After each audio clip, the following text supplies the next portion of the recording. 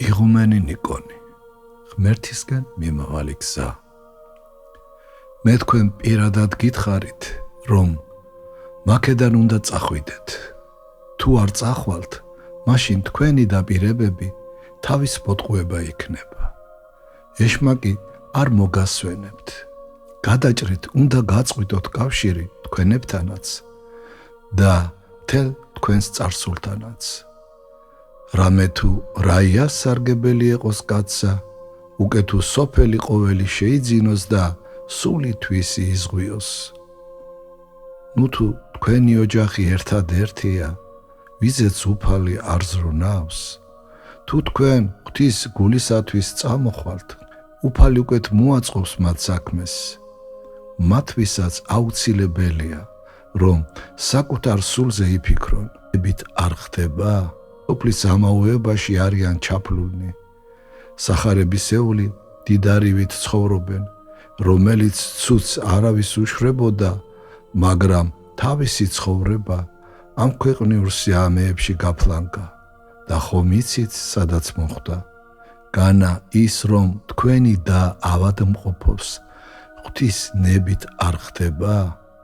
ეს ღვთის ნება მოხილვა, რათა გაიგონ ამ ქვეყნიური ცხოვრების ფასი და სიმტკიცე. თუ ნამდვილად გიყვართ თქვენიანები, თვითონ უნდა ეცადოთ სულის ცხონებას და ისინიც აცხონოთ თქვენი ლოცვებითა და ღვაწლით. ბუნებრივი მიჯაჭვულობა ხომ ცხოველებსაც კი ახასიათებთ. ადამიანი ამაზე მაღლა უნდა დადგეს. სულიერი სიყვარული მოიპოვოს და თავი გაწიროს მათთვის. ხორციელად მოშორდეს და საკუთარი თავისა და მათი ცხონებისათვის იღვაწოს. მაშინ უფრო ახლოს იქნებით მათთან და ისეთ რაღაცას მისცემთ, რასაც თავად ვერ მიაღწევენ. რადგან თუმცა ამა სოფლის ზღვაში არიან დანთქმულნი, სჯერათ, რომ სავსებით სწორად ცხოვრობენ.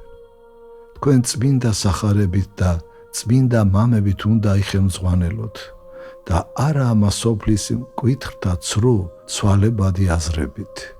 ცოდვა თავისთავად კი არ არის იმდენად საშიში, რამდენადაც იმით, რომ იგი სულს აბნელებს, კაცს ღმერთისაგან განაშორებს, წყვიათში მთქნავს და ჯერ კიდევ აქ ამ ქვეყნად უმონებს ეშმაკს, რომელიც ყვნის მის გულსაც, ნებასაც და გონებასაც.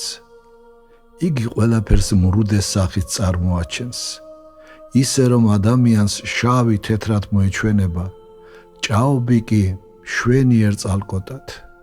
ამ მდგომარეობიდან გამოსვლა მხოლოდ ღრმა, გულწრფელი სინანულით და ცოდვასთან კავშირის მტკიცე გაწყვეტით შეიძლება. სინანული თქვენ გარკვეულწილად გაქვთ, ერთი ნაბიჯიც უნდა გადადგათ. თქვენი ეგვიპტიდან უნდა გამოხვიდეთ და მარტო დასახლდეთ სხვა ქალაქში. ოჯახზე კი ნუ იზრუნებთ. უფალი თქვენზე ბრძენია და მიაგებს მათ, რასაც იმსახურებენ. და რაც მთავარია, ისეთ პირობებში ჩააყენებს, როგორშიც ცხონება მათთვის ყველაზე ადვილი იქნება. ეტყობა მწუხარებებისა და განსაცდელების გარეშე თავიანთ არანორმალურ ცხოვრებას თავს ვერ დააღწევენ. მე ძალიან მებრალებით და ღმერთს ვთხოვ, რომ შეგინდოთ ცოდვები. წარმართოს თქვენი ცხოვრება, თქვენი და თქვენიანების საცხონებლად. მერწმუნეთ, რომ ყოველთვის ქრისტიანულად მოგებყრობით. ოღონდ თქვენი საქმეებით უფალი არ უარყოთ.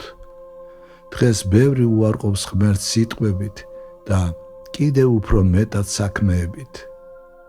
უფალმან გაცხოვნოთ, მანვე განსწავლოთ და მოგცეთ ძალა საკუთარ ხორცთან, ამას სოფელთან და ეშმაკთან საბრძოლველად. ცოდვის მტკიცე წინააღმდგომით და უფლის სახელის მოხმობით, იესოს ლოცვით, განსაკუთრებით კი სინანულით. შესაძლებელია ეშმაკისა და ვნებების განდევნა.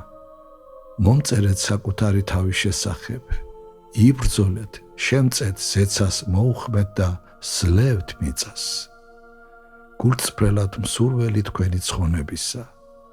1963 წლის 16 იანვარი.